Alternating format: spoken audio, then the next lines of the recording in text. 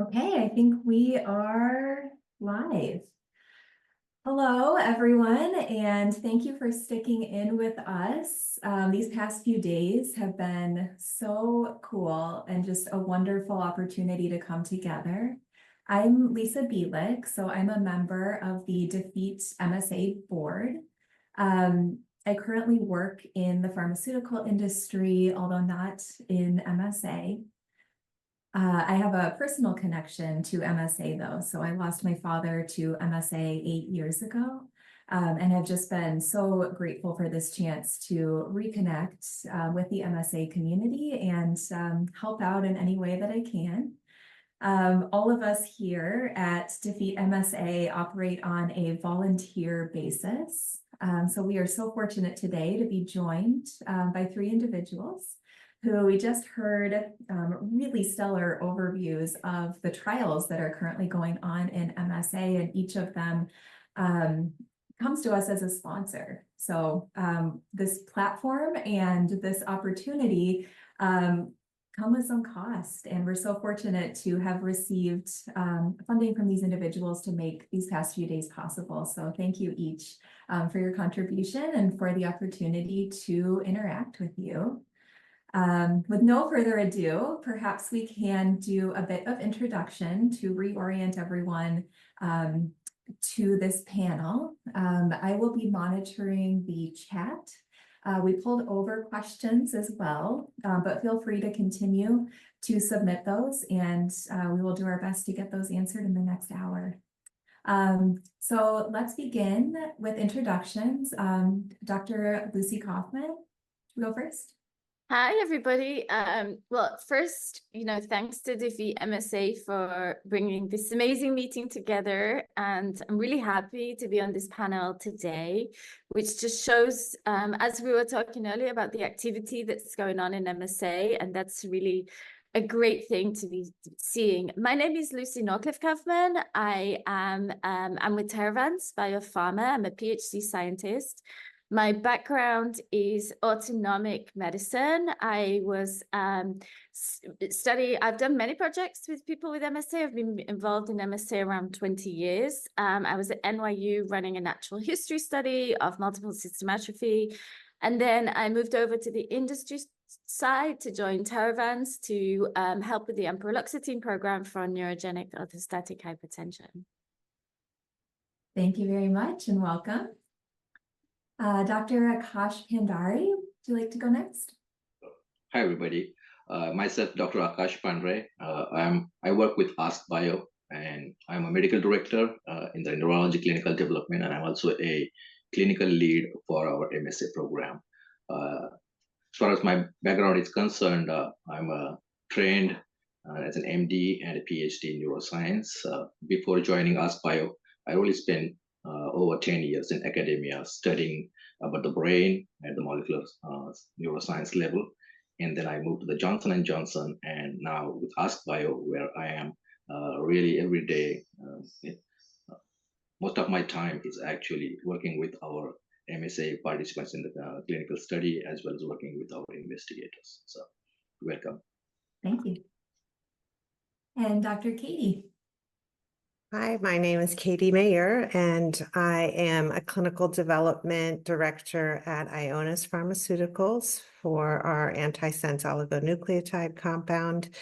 Prior to that, I worked for 10 years at NIH in neurological genetic disorders. I'm trained as a nurse practitioner and have a PhD in nursing as well. Nice to be with you today, and thank you for this opportunity. Awesome. Thank you so much. So this conference is structured in such a cool way. So yesterday we were able to learn a lot about the science of MSA. We learned about biomarkers. We learned about alpha-synuclein, and really just got kind of this awesome scientific update on how all of this new knowledge is coming together to really shape our understanding of this disease. And now we get to see the benefits of learning more about the disease actually translating into clinical trials. And it really is that kind of knowledge that kind of brings us these opportunities to think about how we can change how MSA is treated. And this panel in particular is so exciting because we see individuals looking at symptomatic management and how can medicines actually help people with MSA live better. We're looking at alpha-synuclein and how can that protein actually be manipulated in some way that may change how this disease progresses. And then also with Ask Bio, can we actually repair parts of the brain and, infuse some factors that may actually improve the health of the central nervous system?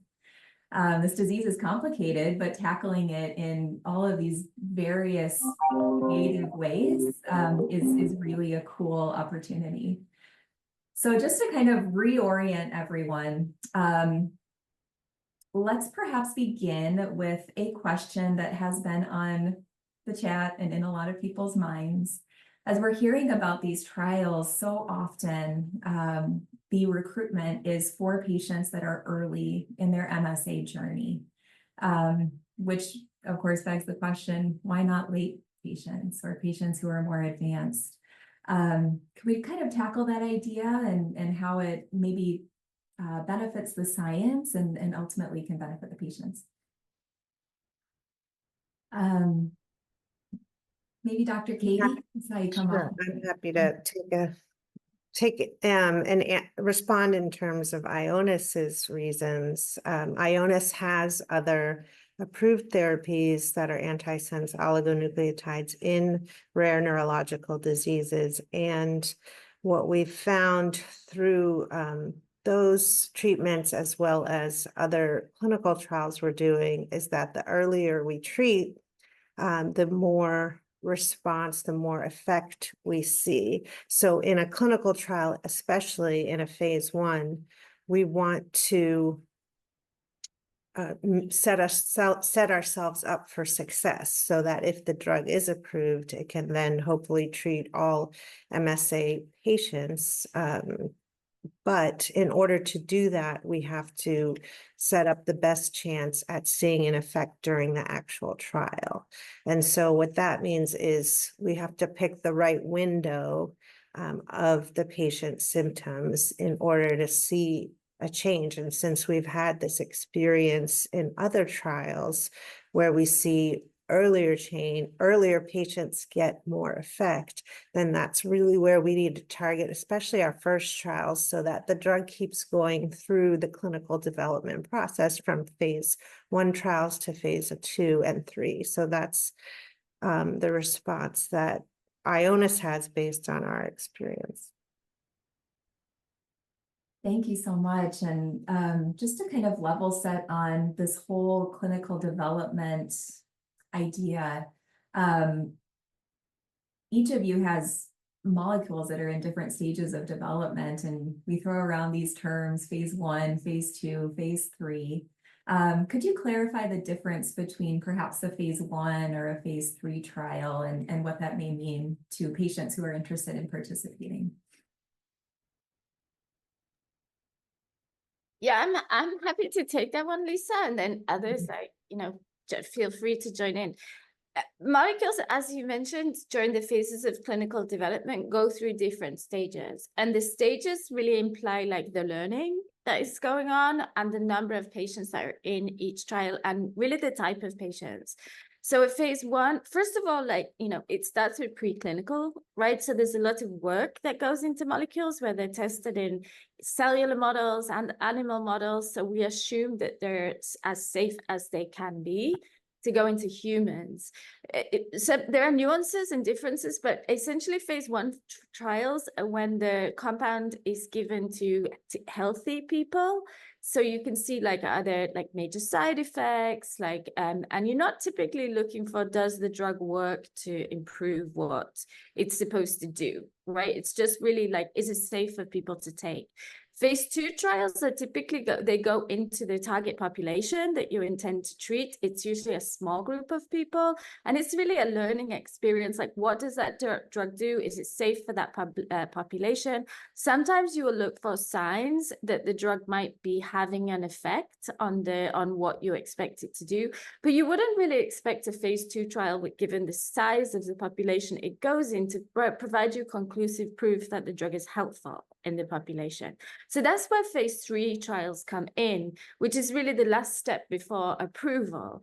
And what happens here is that the drug is given to the target population of people, in this case, MSA, and it's given to enough people that you can robustly test whether that drug is having an effect.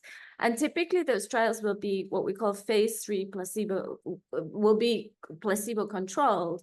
So you will test the active compound against a placebo, either a pill or a placebo intervention. So people won't know what they're taking, but we will have enough people to be able to tell, did the drug do what we wanted it to do? And is it safe in that population? And once the drug gets into approval, there are other sort of phases that come, there are phase 4, there's post-marketing studies and other things that follow along. But essentially, like, the short way of saying, more people, more knowledge as you get into the different phases. Thank you so much. I think that's really helpful. Kind of that peek inside what it takes to actually get a drug approved and to test it in a rigorous way. Thank you for that. So let's get right into the details of these 3 trials, because all are currently recruiting, and I think there's a lot of opportunity to make sure that people understand what's going on and if they may be eligible and want to participate. So Lucy, perhaps we can start with you and the Theravance. I see some questions about eligibility for the trial, as well as just kind of understanding whether this low blood pressure is in fact due to MSA.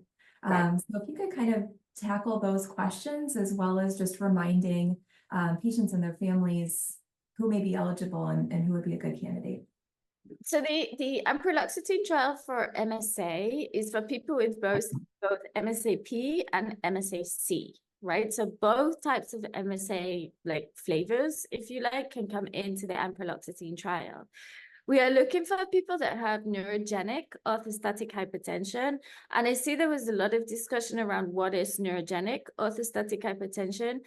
What people have to qualify that their blood pressure, they measure their blood pressure when they lie down, they measure their blood pressure standing up after 3 minutes, and the benchmark for qualification is a 20/10 fall. So the systolic, the top number, should fall by 20 points, and the diastolic number should fall by 10 points, right? So that sort of is the diagnosis for orthostatic hypertension. And then we want to add on this neurogenic component, right? So orthostatic hypertension really means just a fall in blood pressure. Neurogenic orthostatic hypertension means a fall in blood pressure due to a problem with the nervous system that is supposed to control blood pressure, right? So most people with MSA, the vast majority of people, given where this alpha-synuclein accumulates, the type of cells it targets, and the location of which there is destruction, with MSA will have the neurogenic form of orthostatic hypertension, because the cells that are supposed to be controlling blood pressure are missing, right? So what we are looking for is people that have that 20/10 fall. With MSA, it's most likely, more often than not, to be a neurogenic cause, given the destruction of the nervous system that we know occurs.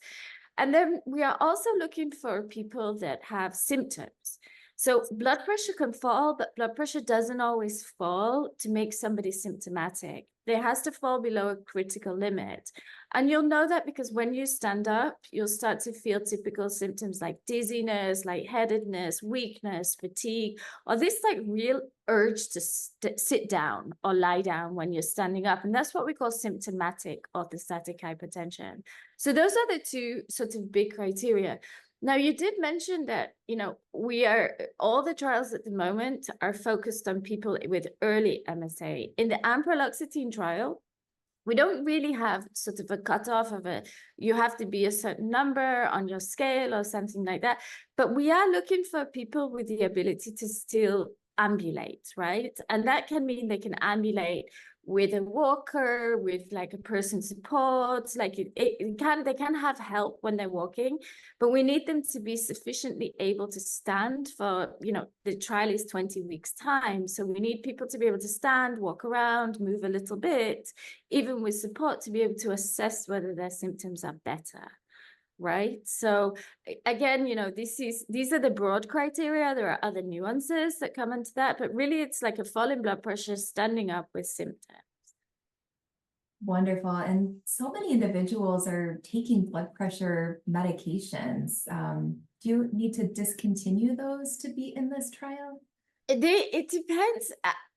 Some of them, yes, right? Because each time you test a compound, you want to test that compound in the cleanest way possible. So what ampreloxetine does is it alters norepinephrine transmission. And norepinephrine is the major neurotransmitter outside the brain that is responsible for constricting the blood vessels and tightening them up. So when you're coming into the ampreloxetine trial, you don't want to be taking other medications that are tightening the blood vessels too, right? So you want to test, you need to come off midodrine, come off droxidopa. You can continue to take fludrocortisone, which works in a different way because that increases the amount of volume of blood you have in your body and is not directly targeting the blood vessels, right? So there are other there are other lists of drugs that you have to come off, but the two main blood pressure ones that sort of have to be withdrawn are midodrine and droxidopa. Okay, wonderful. Thank you. And this will be a question to everyone as well. Are there sites in the US, and how might a patient go about finding those sites and really finding out if there's something local that they can participate in? And Lizzie, if you want to take that one first, perhaps kind of wrap up with the Theravance. Yes, sure. I mean, we all the sites are listed on clinicaltrials.gov. Theravance in the trial has currently, I think, 72 counting sites, both in Europe, the US, as well as like in Australia and other places to be activated soon. So the most current place to find that information is really at the clinicaltrials.gov. And if you go in, you put ampreloxetine, MSA, you'll be able to find the trial and you have a full list of sites there. But if anybody, I think because MSA is so rare and, all of us want to give people the opportunity, if they qualify, to be able to, find a site and find an investigator to work with, those lists, the study website, the phone number you can call, like we'd be happy to answer like any calls from people to see if there's a local investigator or something we can do to help them to, find a trial site. Thank you so much. It's incredibly helpful, as that world can be kind of difficult to navigate. All right, let's, Akash, if you're ready, perhaps we could do something similar and kind of give an overview of inclusion criteria and patients that may be eligible. Yeah, sure. So at AskBio, as I discussed during my presentation, our clinical study, we are actually working on investigational gene therapy. And in this particular study, we are including patients with Parkinsonian type MSA, that is MSA-P and not MSA-C. And I understand, there could be questions around that as well. Why P and why not C? So if you go back and recall the animation that we showed during the presentation, currently we surgically deliver our gene therapy to the part of the brain that is specifically where the neurons are involved in kind of movement. So as you know, that the pathology in this type of MSA is more in the parts of the brain where they control the movement, that is putamen, and versus if you look at the cerebellar type of MSA, the issue or problem lies within, or majority of the problem lie within the cerebellum or the neurons in the cerebellum. So that's why the current trial is recruiting only the patients with MSA-P. Now, going forward, whether we have a plans for MSA-C, I mean, of course, we would like to have, but at this point, I don't have answer for that. So currently, we are recruiting for MSA-P. Now, the participants who are eligible in our trial, the age group is 35 to 75, both males and females, of course, who are diagnosed with Parkinsonian type MSA. We are trying to enroll patients who are in early stage. The reason also lies in the science, because in the early on, there are more viable neurons which we could kind of, with our gene therapy, we hypothesized that we would be able to support their sustenance and thereby kind of support the levels of the dopamine, versus in the later stage where there is too much loss of neurons, and even if we support the viability of those neurons, which may not be beneficial per our hypothesis. So, and there are other areas because of our study involves neurosurgery. There is some eligibility criteria around suitability for the surgery. And along the lines of the surgery, can you kind of walk through what that may be like for the patient? Sure. Thank you. Yeah, I understand when we hear neurosurgery, that's a scary term, right? So it's, our neurosurgical procedure is really very minimally invasive procedure, and as compared to other neurosurgical procedures such as deep brain stimulation, in case of Parkinson's disease. And here is also one thing important to note is that there is no hardware that is left behind in your brain after the surgery, right? And this is a one-time surgery. Typically, there is no need for repeat surgeries, and there is no need for any maintenance during the post-surgical time. So I think that should help somewhat to alleviate anxiety around the neurosurgical procedure. Thank you. And the idea is just so cool. The ability to put something back into the brain that can help it, function in a healthier way, is really, really cool and intriguing.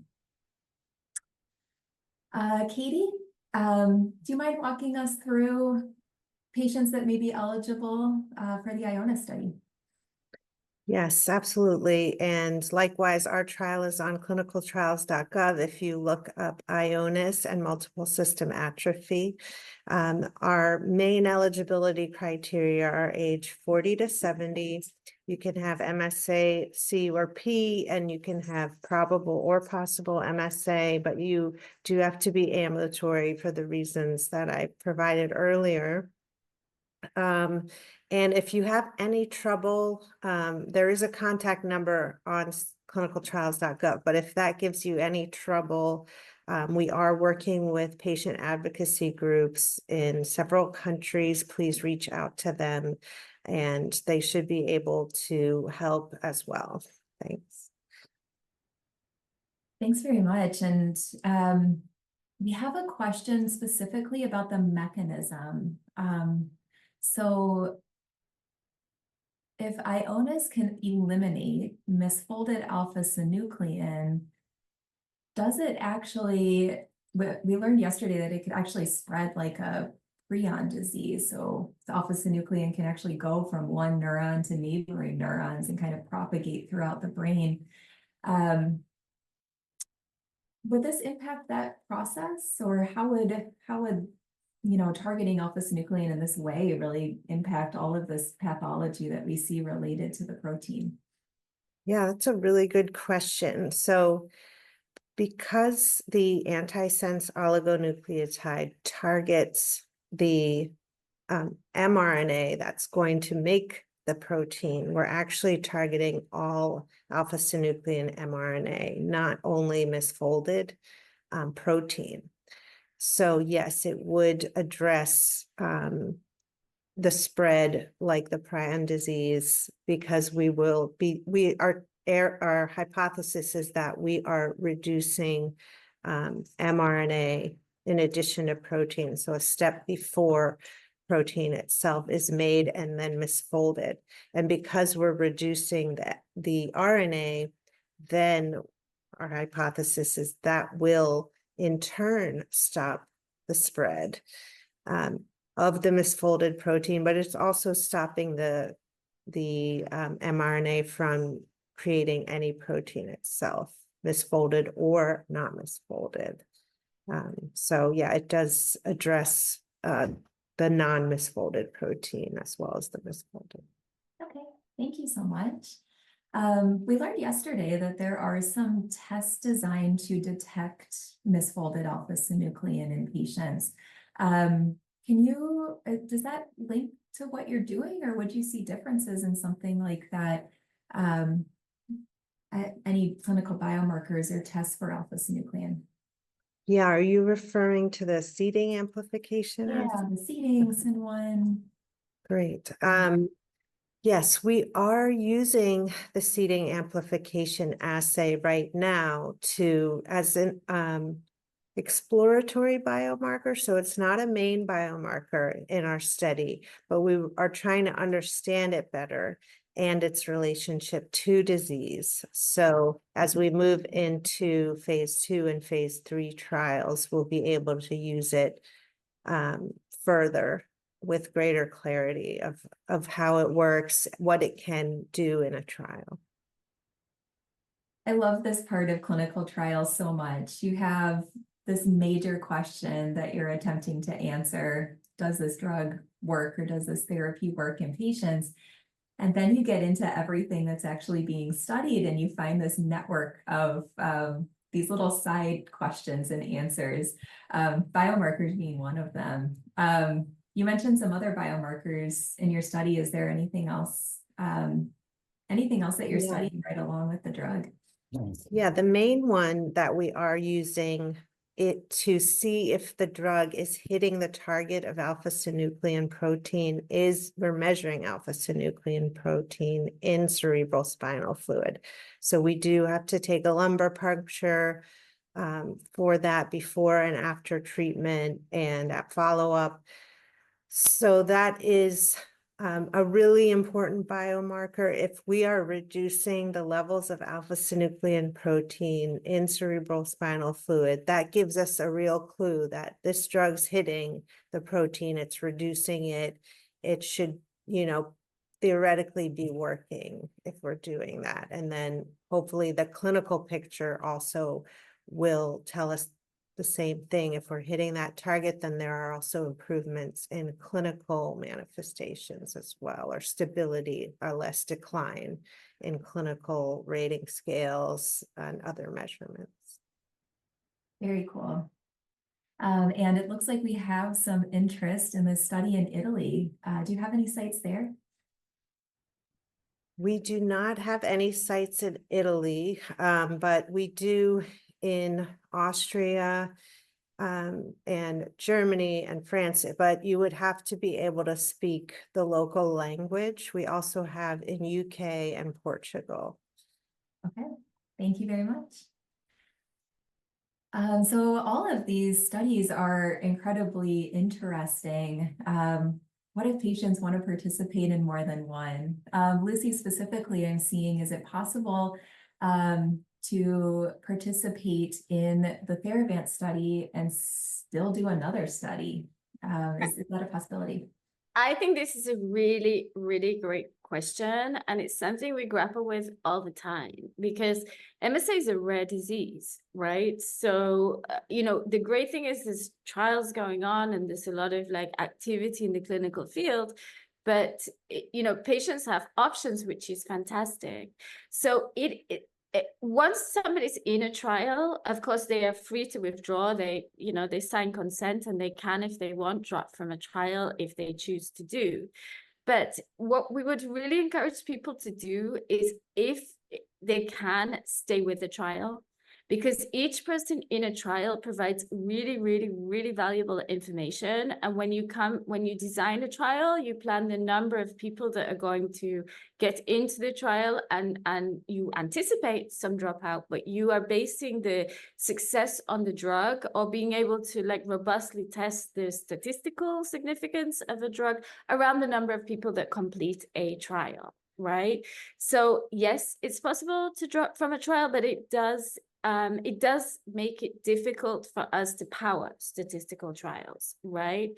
Ampreloxetine has different, there is like as I mentioned, the phase 3 placebo-controlled part of the trial in which you take the drug for 16 weeks and then you do this period where you withdraw from the drug. 50% of people will withdraw from the drug, 50% of the people will stay on the drug, right? That's the trial design we talked about. After that, people have the option of going into an open label extension period, which means that they can take the drug. They know they're taking the drug. We know they're taking the drug for as long as, up to 2 years, right? So, and they can at any point drop from that. I mean, they can drop at any point, right? But they can come out of the open label extension period if they and their doctor think there's another trial that they would want to enter. Right. So, there are options of coming out there, but, if we could wave a magic wand and choose where people were to drop from the trial, it would be, and take into account another trial that they would like to participate in, it would be after they finish the randomization part, right? Thank you for that. And one more question for you about medications a patient may be taking. Are there any that would exclude them from participating in your study? There's nothing that would really exclude them from participating if they were able to stop the medications I mentioned about, right? So if you're able to come off fludrocortisone, you're able to come off other pressor agents, if you're able to come off sorimidodrin and you're able to come off other ones that pyriostigmine or other things that vasoconstrict the blood vessels and replace that by ampreloxetine, there would be no problems with you entering into the trial. There are other medications that may interfere with the mechanism of action of the drug because ampreloxetine increases norepinephrine. So you wouldn't want to be taking something that blocks norepinephrine. For example, like an alpha blocker that people use sometimes for prostate hypertrophy to try and improve the bladder symptoms. So there are things that, you can maybe switch from like one alpha blocker for the bladder to discuss with your doctor, like a different way of trying to deal with their bladder problems. But there wouldn't be necessarily anything, I think, that people is not workable, right? I mean, and then the other thing to keep in mind is that like if some people have had like very bad reactions to similar kind of drugs, and there aren't many on the market, you would want to discuss with your doctor, what was that reaction? Like, is it really safe for you to take that compound? But those are very, very rare cases. So I think that if you are interested in the trial, I think it's worthwhile like going to your doctor, talking about it and bringing in a list of your current medications and discussing all of them, right? Because your medical team that we're working with very skilled medical sites and medical professionals used to handling MSA. So they're, typically able to give people alternatives, give them schedules for safely withdrawing and make sure you enter the trial in the sort of cleanest way possible, that you can really test the effect of ampreloxetine on your NOH without confounding it with other drugs. Thank you very much. And I think this question is really important for participation in any clinical study. So Akash and Katy, perhaps we could get you to weigh in on this as well. Are there any current medications a patient is taking that they would need to discontinue in order to participate? I'm happy to answer that question, and I'll probably talk with respect to our clinical study. Since in our clinical study we have a neurosurgical procedure, so there are certain limitations about using certain medications. For example, if somebody has a coagulopathy and he's on the drugs, which actually as a blood thinning drug medicines. So our anesthesiologist and neurosurgeons, they're going to assess the participant whether he will be able to stop that for a certain period of time or temporarily stop that. If the participant cannot stop, then probably that participant would be excluded from our trial just because of the concerns out of surgery and to avoid kind of post-operative complications. We also test for any presence of substance abuse. So we kind of utilize the DSM-5 criteria to kind of figure out whether patient is addicted to any substance, whether he can stop that addictive substance. If not, then perhaps maybe excluded from the trial. There are other things such as chronic immunosuppressive therapies, right? So again, our study involves surgery. So in that situation, we may have to exclude that participant. So there are those other, kind of things that. So I think this is a clinical study specific. What medications, concomitant medications, would be allowed to continue or not, and how they would kind of determine a decision on the eligibility of that particular participant. Thank you very much. And Katie, same question. Yeah, very similar response to my previous two colleagues. So we exclude anticoagulants as well, or blood thinners. We also exclude, and this is something that can be worked out with the site principal investigator, but any drugs that bind to the dopamine transporter, like amphetamines, for example. And then there are other drugs we go through on a more case-by-case basis as well, just to be very careful, but it's a really thorough process. So if, it can be done with the site principal investigator. Thank you. So along the kind of same lines, although moving away from medications a patient may be taking, we do have a question about studies excluding patients who may be experiencing dementia or cognitive disorders. Can you just sort of touch on that, and maybe we'll go in the reverse order now. Katie, would that exclude patients from participating? Yeah, so the way that we do exclude patients with cognitive disorders, and the exclusion therapy is based on a cognitive assessment that's done at the site called the Montreal Cognitive Assessment. So at a certain cutoff that's based on that assessment, if patients score below a certain cutoff, then that's when we would exclude them. So the assessment's done at the site. Thank you. Yeah, in our studies, the same. We have the Montreal Cognitive Assessment, what we call MoCA. So if the score is less than 25, our study excludes those participants.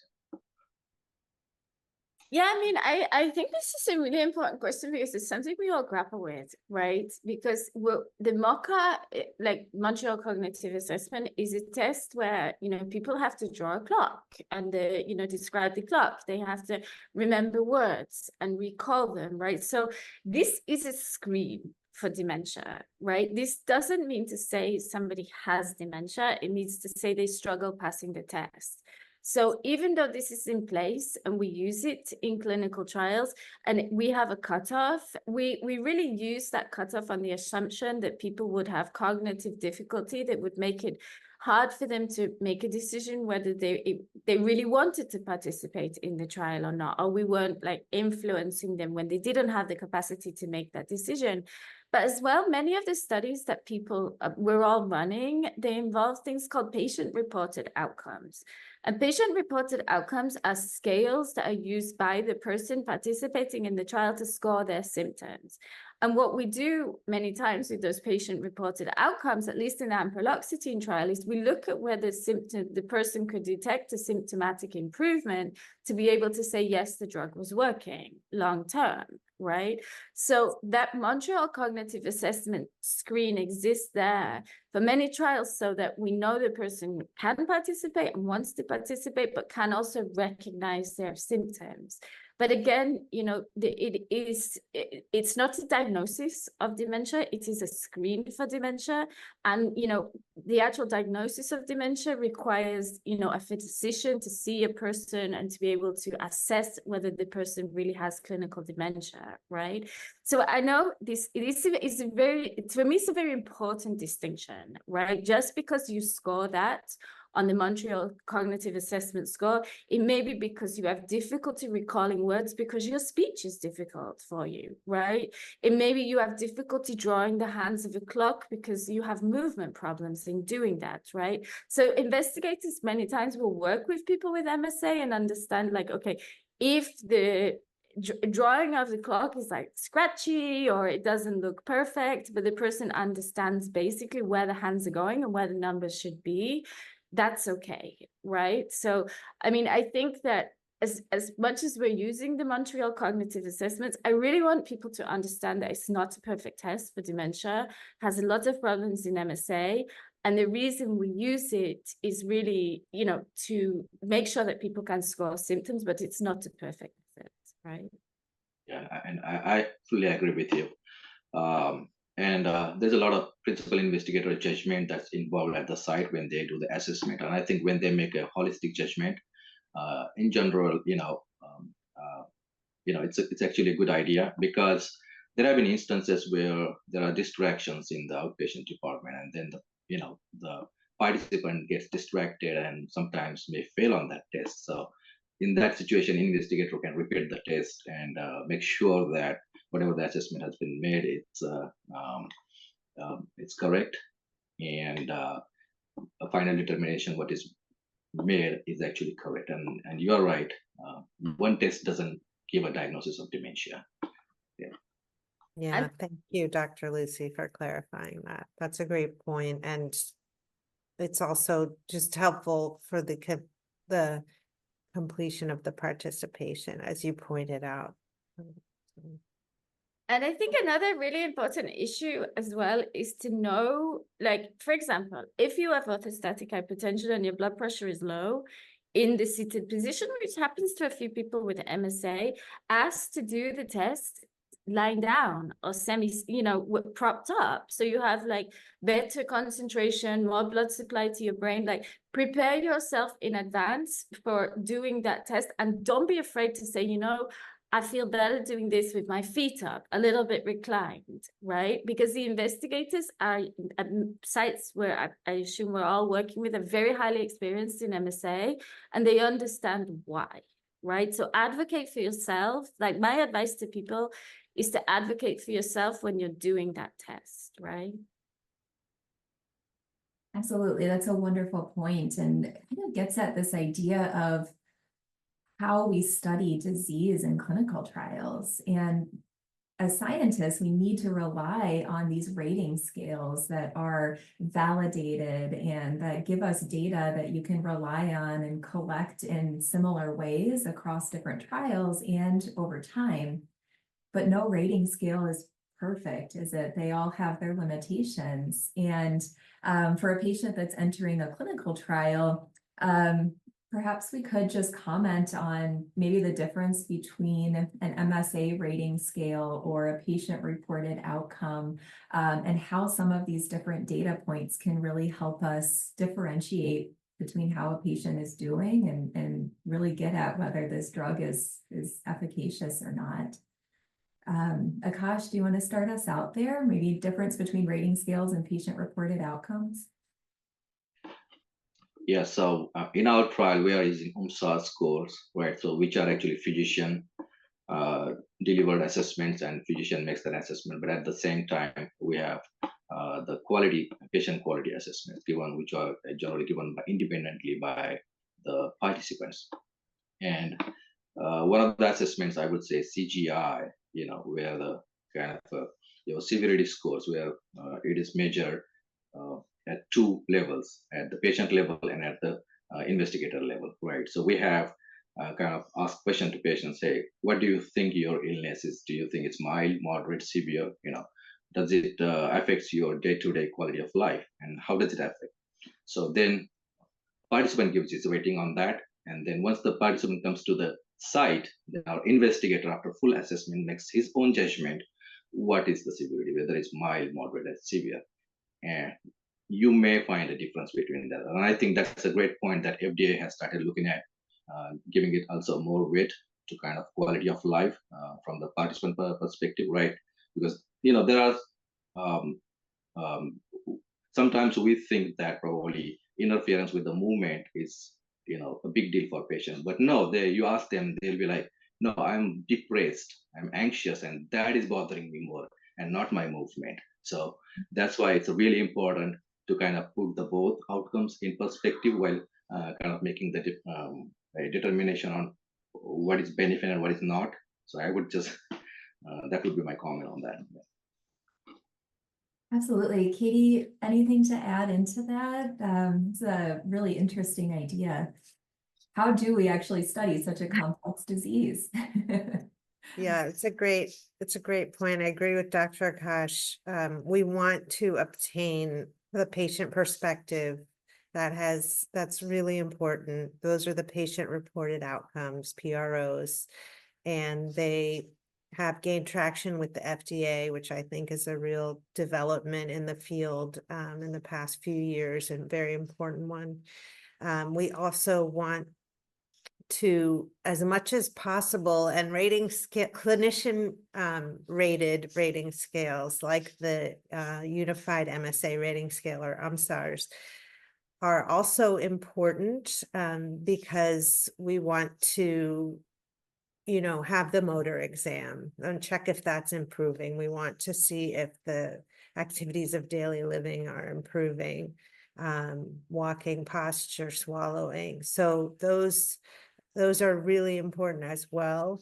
And we also really like to obtain measures that are as objective as possible. We want the patient's perspective. We also are trying to get at, when we're testing if a drug works, because we know there are things like the placebo effect, we also want to make sure we have objective measures that can kind of control for that. And even the UMSARS isn't perfect at that, because it's, it could vary by clinician or by how the patient's feeling that day, but we need both. We need both the patient perspective and as objective measures as possible to get the whole clinical picture of, are we seeing improvement? And when we analyze a drug, more and more now, we're looking at all those pieces and what does the whole story tell us? I think that really paints this picture of the collaboration that really happens between patients and pharmaceutical companies as drugs are developed. It's a lot of dedication and time, but all of that effort really results in this huge knowledge base and potentially new drugs, which would be really cool. Along those lines, are there any ways to fast track this process? I think everyone watching wants as many drugs as possible. And is there anything that can be done to really help speed that along? Enroll in trials. I mean, I think this is really, really in the hands, a lot of it is in the hands of people sitting there to, know about the trials, volunteer, go and see if you find a site, if you can participate in the trial, because the faster people enroll in the trials, the faster they will be completed and the quicker those drugs will come to market. That's number one, right? The second thing is the FDA knows MSA, right? Like we've gone before for either because we've had plans of making drugs or the MSA population has been involved in other drugs like the development of droxidopa, for example, right? So the FDA is aware of MSA, and as companies, I mean, I can speak for Theravance, we use the orphan drug approval process whereby, we can help, speed things through. We can go to the FDA and say, look, there are really unmet needs in MSA. there are, this is not the same as Parkinson's disease. There are unmet needs in Parkinson's disease also, right? And we have no therapies that, really like lastingly improve symptoms or halt the progression of the disease, right? So we can push on our side to move forward the approval process, but that is still a process, right? That still takes time. But patients can also come forward and volunteer for trials to be part of them, which will also help move things on. So the faster we get the trials completed, the faster we can get to the Food and Drug Administration. Right. I think those are really important issues that we can use to speed up the development of therapies. Absolutely. And I did see a question as well about compassionate use. Could you comment on a compassionate use program, what it is, and is it available for patients? Yeah, I can speak for Ionis to begin with. Right now, for MSA, we don't have a compassionate use program because we're only in phase 1, and in phase 1, we're really making sure it's safe. So phase 1 trials are designed to be in as few patients as possible to check for safety and target engagement, like knockdown of the alpha-synuclein, for example, and pharmacokinetics. How is the drug being processed in the body? So until we can say we have a pretty safe drug here, we don't want to give it to patients because it could make them worse. And we've had drug experiences like that. So right now, we don't have a compassionate use program that for MSA, unfortunately. Yeah, and my answer is the same. Our study is phase 1. We don't have the compassionate use program. And since primary objective is to really assess the safety and tolerability of our investigational gene therapy at this point. So my answer is slightly different. We don't have a compassionate use program, but what we have is the long-term extension program. So once people have cycled through the trials, if they find that ampreloxetine has been beneficial, they can stay on the drug. Right. So that's what I really like about the Theravance program is that, people can continue on therapy until, we have completed the trial and then, we go in front of the FDA. Right. So, that I think is a reason to encourage people to, this is not like you finish the trial, the drug is taken away if you find it beneficial. But, compassionate use, I think, it's a great idea, but at the end of the day, like we are at the stage of developing drugs, right? So, you have to, at this point, do it in a very controlled way and a very careful way that people are having like the right safety assessments. Even though we believe those drugs are safe, we are still required for a period of time to keep monitoring somebody's safety. Right. So at least with, with compassionate use, it may not be the right drug for you. And that's why we have inclusion-exclusion criteria, because we are selecting people that we want to be able to see if the drug is safe in, right? So I think it's really important. It's an important point. Like things may change in the future, but we have the open label extension portion for that.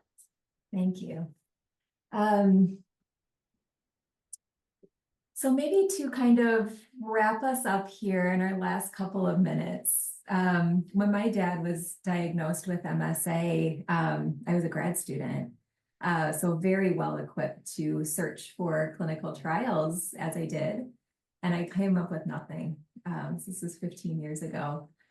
And now we have so many trials that are available. And you kind of see our knowledge and understanding of this disease, differentiating it from other autonomic diseases and from Parkinson's disease. And the product of that being availability of all these clinical trials. And it's such a hopeful time to see all of those efforts actually coming to fruition and resulting in potentially therapies that could really help patients. What are you most excited about in the world of MSA right now? So maybe it's a new piece of knowledge that you've learned, or a new mechanism, or just the potential of even some of these molecules that you're all developing. Lucy, do you want to start us out? Yeah, I think I'm really excited by the multiple different angles in which we're looking at MSA, because one thing is disease modifying, things that are going to target the core biological process that, we've been talking about today. And another is symptomatic treatment, right? And we need both, right? We need, things that prevent people from getting worse, but also make people feel better now, right? So for me, it's really exciting that, we're looking at it from multiple different angles, which is going to hopefully prevent the decline in MSA and also make people live better now, right? And, like you said, like years ago, there wasn't much, now there are things, right? And the activity you see in the field of MSA for me is like, it brings a lot of hope, right? Absolutely, I couldn't agree more. Akash, what are you excited about? Yeah, particularly with the neurological diseases, as we know, still most of the neurological diseases we consider are recalcitrant. We can provide only symptomatic treatment, but really can't do it. There are no curative treatment.